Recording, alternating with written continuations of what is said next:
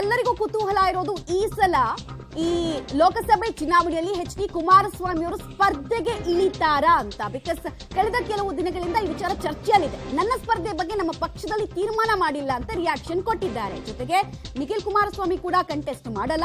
28 ಕ್ಷೇತ್ರಗಳಲ್ಲಿ ಅವರು ಪ್ರಚಾರ ಮಾಡ್ತಾರೆ. ಇವತ್ತು ಮತ್ತು ನಾಳೆ ಅಮಿತ್ ಶಾ ಹಾಗೂ ನಡ್ಡಾರನ್ನ, ಜೆ.ಪಿ. ನಡ್ಡಾರನ್ನ, ಬಿಜೆಪಿ ರಾಷ್ಟ್ರೀಯ ಅಧ್ಯಕ್ಷರನ್ನ ಭೇಟಿ ಮಾಡ್ತೀನಿ, ಎಷ್ಟು ಸೀಟ್ ಗೆಲ್ತೇವೆ ಅಷ್ಟು ಸೀಟನ್ನ ಕೇಳ್ತೀವಿ ಅಂತ ಎಚ್.ಡಿ. ಕುಮಾರಸ್ವಾಮಿ ಅವರು ಹೇಳ್ತಾ ಇದ್ದಾರೆ. ಇದರ ಬೆನ್ನಲ್ಲೇ ಕುಮಾರಸ್ವಾಮಿ ಅವರು ಲೋಕಸಭೆ ಚುನಾವಣೆಗೆ ಕಂಟೆಸ್ಟ್ ಮಾಡ್ತಾರಾ ಅನ್ನೋ ಸಸ್ಪೆನ್ಸ್ ಆಗಿ ಉಳಿತಾ ಇದೆ. ಬಿಕಾಸ್ ಅವರು ಇಲ್ಲ ಅಂತ ಹೇಳಿಲ್ಲ. ನಿಖಿಲ್ ವಿಚಾರದಲ್ಲಿ ಅವರು ಸ್ಪಷ್ಟನೆಯನ್ನ ಕೊಟ್ರು, ಇಲ್ಲ ಅವರು ಕಂಟೆಸ್ಟ್ ಮಾಡ್ತಾ ಇಲ್ಲ, ಈ ಸಲ ಕೇವಲ ಪ್ರಚಾರಕ್ಕೆ ಸೀಮಿತ ಅಂತ.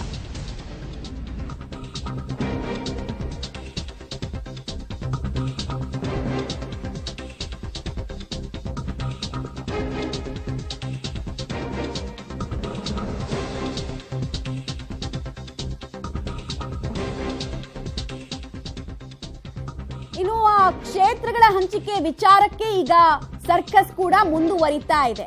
ಜೆಡಿಎಸ್ ಮುಂದಿಟ್ಟಿರುವ ಬೇಡಿಕೆಗಳಿಗೆ ಬಿಜೆಪಿ ಒಪ್ಪಿದೆಯಾ ಅನ್ನೋ ಪ್ರಶ್ನೆ ಇದೆ. 3 ಸೂತ್ರಗಳಿಂದ 6 ಕ್ಷೇತ್ರಗಳಿಗೆ ಜೆಡಿಎಸ್ ಡಿಮ್ಯಾಂಡ್ ಅನ್ನ ಮಾಡ್ತಾ ಇದೆ ಅನ್ನೋದು ಬಲ ಮೂಲಗಳಿಂದ ಸಿಗ್ತಾ ಇರೋ ಮಾಹಿತಿ. ಹಾಗಾದ್ರೆ ಜೆಡಿಎಸ್ ನ ಸೂತ್ರ 1 ನೋಡ್ತಾ ಹೋಗೋಣ. 22+6 ಅನ್ನೋ ಫಾರ್ಮುಲಾಕ್ಕೆ ಯೋಚನೆ ಮಾಡ್ತಾ ಇದ್ದಾರೆ. ನೋಡಿ, ಒಂದು 3-4 ಸೂತ್ರಗಳನ್ನು ಮುಂದಿಟ್ಟಿದ್ದಾರೆ. ಆ 3-4 ಸೂತ್ರಗಳಲ್ಲಿ ಯಾವುದಕ್ಕೆ ಅಂತಿಮ ಮುದ್ರೆ ಬೀಳುತ್ತೆ, ಯಾವುದನ್ನ ಅಖೈರುಗೊಳಿಸ್ತಾರೆ ಬಿಜೆಪಿ ಹೈಕಮಾಂಡ್ ಹಾಗೂ ಜೆಡಿಎಸ್ ವರಿಷ್ಠರು ಅನ್ನೋದು ಕುತೂಹಲಕ್ಕೆ ಕಾರಣ ಆಗ್ತಾ ಇದೆ. ಒಂದು ಮೂಲದ ಪ್ರಕಾರ 4ಕ್ಕೂ ಹೆಚ್ಚು ಸೀಟ್ಗಳನ್ನ ಜೆಡಿಎಸ್ ಕೇಳಬಹುದು ಅನ್ನೋ ನಿರೀಕ್ಷೆ ಇದೆ. ಬಟ್ ಅದಕ್ಕೆ ಉತ್ತರ ಹೇಗೆ ಸಿಗುತ್ತೆ? ಇಲ್ಲಿ ತನಕ ಓಕೆ, ಒಂದಷ್ಟು ಸೂತ್ರಗಳು ನಮಗೆ ಕಾಣೋದಕ್ಕೆ ಸಿಗ್ತಾ ಇದೆ. ಸೂತ್ರ 1 22+6 ಅಂತ ಅಂದ್ರೆ ಬಿಜೆಪಿ 22 ಕ್ಷೇತ್ರಗಳಲ್ಲಿ ಗೆಲ್ಲಬಹುದು ಅನ್ನೋ ನಿಟ್ಟಿನಲ್ಲಿ ಸೀಟ್ಗಳನ್ನ ಹಂಚಿಕೆ ಮಾಡಿದ್ರೆ ಜೆಡಿಎಸ್ 6 ಸೀಟ್ಗಳನ್ನ ಕೇಳಬಹುದು ಅನ್ನೋದು ಸೂತ್ರ 1.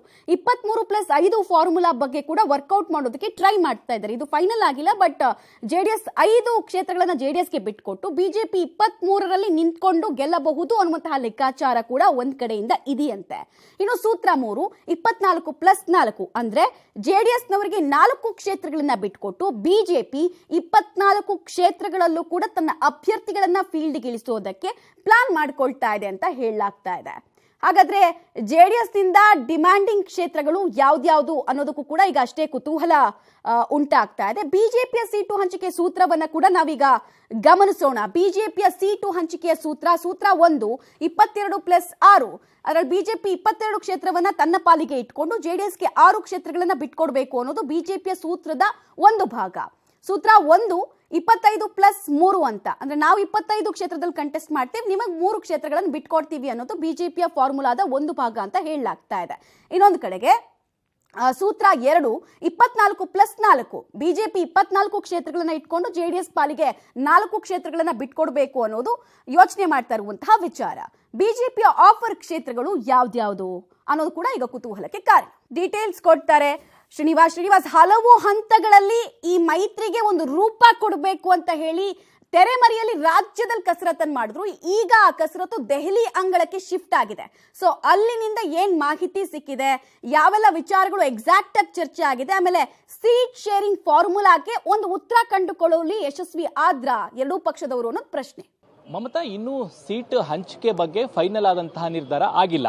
ಇವತ್ತು ದೇವೇಗೌಡರು ಮತ್ತೆ ಕುಮಾರಸ್ವಾಮಿ ಅವರು ಪ್ರಧಾನಿಗಳನ್ನ ಭೇಟಿಯಾಗಿ ಪ್ರಾರಂಭಿಕ ಹಂತದ ಮಾತುಕತೆಗಳನ್ನ ಮಾಡಿದ್ದಾರೆ. ಅಂದ್ರೆ ಸೀಟ್ ಹಂಚಿಕೆ ವಿಚಾರವಾಗೂ ಕೂಡ ಕುಮಾರಸ್ವಾಮಿ ಅವರು ಮತ್ತೆ ದೇವೇಗೌಡರು ಪ್ರಧಾನಿಗಳ ಬಗ್ಗೆ ಪ್ರಾರಂಭಿಕ ಹಂತದ ಚರ್ಚೆಯನ್ನ ಮಾಡಿದ್ದಾರೆ ಅನ್ನುವಂಥದ್ದನ್ನ ಸ್ವತಃ ಕುಮಾರಸ್ವಾಮಿ ಅವರು ಹೇಳಿದ್ದಾರೆ. ಆದ್ರೆ ಮುಂದೆ ಇರುವಂತದ್ದು ಬಿಜೆಪಿ ರಾಷ್ಟ್ರೀಯ ಅಧ್ಯಕ್ಷ ಜೆ.ಪಿ. ನಡ್ಡಾ ಮತ್ತೆ ಅಮಿತ್ ಶಾ ಅವರು ಪಕ್ಷದ ವಿಚಾರಗಳನ್ನು ನೋಡ್ಕೊಳ್ತಿರೋದ್ರಿಂದ ಬಹುಶಃ ಅವ್ರ ಜೊತೆ ಮಾತುಕತೆ ಆದ ಬಳಿಕ ಅಂತಿಮವಾಗಿ ಜೆಡಿಎಸ್ಗೆ ಎಷ್ಟು ಸೀಟು ಸಿಗುತ್ತೆ ಅನ್ನುವಂತಹ ಲೆಕ್ಕಾಚಾರಗಳು ನಮಗೆ ಗೊತ್ತಾಗುತ್ತೆ.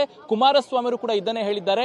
ಇವತ್ತು ಅಥವಾ ನಾಳೆ ಜೆ.ಪಿ. ನಡ್ಡಾ ಮತ್ತೆ ಅಮಿತ್ ಶಾ ಅವರನ್ನ ಭೇಟಿಯಾಗಿ ಸೀಟು ಹಂಚಿಕೆ ಮಾತುಕತೆ ಮಾಡ್ತೀವಿ ಅನ್ನುವಂಥದ್ದು. ಸೊ ಹಾಗಾಗಿ ಬಹುಶಃ ಇವತ್ತು ಸಂಜೆ ಅಥವಾ ನಾಳೆ ಬೆಳಗ್ಗೆ ಒಳಗಡೆ ಅಮಿತ್ ಶಾ ಮತ್ತೆ ಜೆ.ಪಿ. ನಡ್ಡಾ ಅವರನ್ನ ಕುಮಾರಸ್ವಾಮಿ ಅವರು ಭೇಟಿ ಆಗ್ತಾರೆ. ಅಲ್ಲಿ ಎಷ್ಟು ಸೀಟು ಜೆಡಿಎಸ್ಗೆ ಸಿಗುತ್ತೆ ಅನ್ನುವಂಥದ್ದು ಸ್ಪಷ್ಟವಾಗಿ ನಮಗೆ ಗೊತ್ತಾಗುತ್ತೆ ಅನ್ನುವಂಥದ್ದು. ಮತ್ತೆ ಕುಮಾರಸ್ವಾಮಿ ಅವರು ಸ್ಪಷ್ಟವಾಗಿ ಹೇಳಿದ್ದಾರೆ, ನಾವು ಎಷ್ಟು ಗೆಲ್ಲಕ್ಕೆ ಸಾಧ್ಯವೋ ಅಷ್ಟು ಸ್ಥಾನವನ್ನ ಮಾತ್ರ ಕೇಳ್ತೀವಿ ಅಂತ. ಹಾಗಾಗಿ ವಯಾ ಮೀಡಿಯಾ ಕೂತ್ಕೊಂಡು ನಾವು ಅಂತಿಮವಾಗಿ ಜನವರಿ ಹೊತ್ತಿಗೆ ಸೀಟನ್ನ ಶೇರ್ ಮಾಡ್ಕೊಳ್ಬಹುದು ಅನ್ನುವಂತ ಒಂದಿಷ್ಟು ಮಾಹಿತಿಗಳನ್ನ ಕುಮಾರಸ್ವಾಮಿ ಅವರು ಕೊಟ್ಟಿದ್ದಾರೆ. ಇನ್ನು ಪ್ರಮುಖವಾಗಿ ಕುಮಾರಸ್ವಾಮಿ ಅವರು ಡೇ 1 ದಿನ ಕೂಡ ದೆಹಲಿಗೆ ಹೋಗುವಂತ ಮುಂಚೆ 5 ರಿಂದ 6 ಕ್ಷೇತ್ರಗಳು ಜೆಡಿಎಸ್ಗೆ ಬೇಕು ಅನ್ನುವಂತಹ ಒಂದಿಷ್ಟು ಚರ್ಚೆಗಳನ್ನ ಮಾಡ್ಕೊಂಡು ಹೊರಟಿದ್ದಾರೆ. ಪ್ರಮುಖವಾಗಿ ಹಳೆ ಮೈಸೂರು ಭಾಗದಲ್ಲಿ ಈಗ ನಾವು ಯಾವೆಲ್ಲ ಕ್ಷೇತ್ರಗಳನ್ನ ಹೇಳಿದ್ವೋ ಆ ಒಂದು ಕ್ಷೇತ್ರದಲ್ಲಿ 5-6 ಕ್ಷೇತ್ರಗಳು ಬೇಕು ಅನ್ನುವಂಥದ್ದು ಜೆಡಿಎಸ್ ನ ಡಿಮ್ಯಾಂಡ್. ಅಂತಿಮವಾಗಿ ಕೊನೆಯದಾಗಿ 4 ಸೀಟ್ ಆದ್ರೂ ಕೊಡಬೇಕು ಅನ್ನುವಂತಹ ಲೆಕ್ಕಾಚಾರದಲ್ಲಿ ಜೆಡಿಎಸ್ ಇದೆ. ಹಾಗಾಗಿ ಬಿಜೆಪಿಯ ಹೈಕಮಾಂಡ್ ನಾಯಕರು ಜೆಡಿಎಸ್ಗೆ ಎಷ್ಟು ಸೀಟ್ ಕೊಡ್ತಾರೆ ಅನ್ನುವಂಥದ್ದು ಈಗಿರುವಂತಹ ಪ್ರಶ್ನೆ. ಯಾಕೆಂದ್ರೆ ಬಿಜೆಪಿ ನಾಯಕರು 3 ಅಥವಾ 4 ಸೀಟನ್ನ ಜೆಡಿಎಸ್ಗೆ ಕೊಡೋಣ ಅನ್ನುವಂತ ಲೆಕ್ಕಾಚಾರದಲ್ಲಿ ಇದ್ದಾರೆ. ಹಾಗಾಗಿನೇ ಅಮಿತ್ ಶಾ ಮತ್ತೆ ಜೆ.ಪಿ. ನಡ್ಡಾ ಅವರ ಜೊತೆ ಮಾತುಕತೆ ಆದ ಬಳಿಕವೇ ಜೆಡಿಎಸ್ಗೆ ಎಷ್ಟು ಸ್ಥಾನ ಸಿಗುತ್ತೆ ಅನ್ನುವಂಥದ್ದು ಗೊತ್ತಾಗುತ್ತೆ. ಬಹುಶಃ ಕುಮಾರಸ್ವಾಮಿ ಅವರು ಹೇಳೋ ಪ್ರಕಾರ ಇವತ್ತು ಅಥವಾ ನಾಳೆ ಆ ಒಂದು ವಿಚಾರವಾಗಿ ಅಂತಿಮವಾದಂತಹ ಸ್ಪಷ್ಟ ಚಿತ್ರಣ ನಮಗೆ ಸಿಗುವಂತ ಸಾಧ್ಯತೆ ಇದೆ. ಮಮತಾ, ಶ್ರೀನಿವಾಸ್ ಹಾಗೆ ಹೋಲ್ಡ್ ಮಾಡಿ, ಮತ್ತೆ ನಿಮ್ಮನ್ನ ಸಂಪರ್ಕ ಮಾಡ್ತೀನಿ.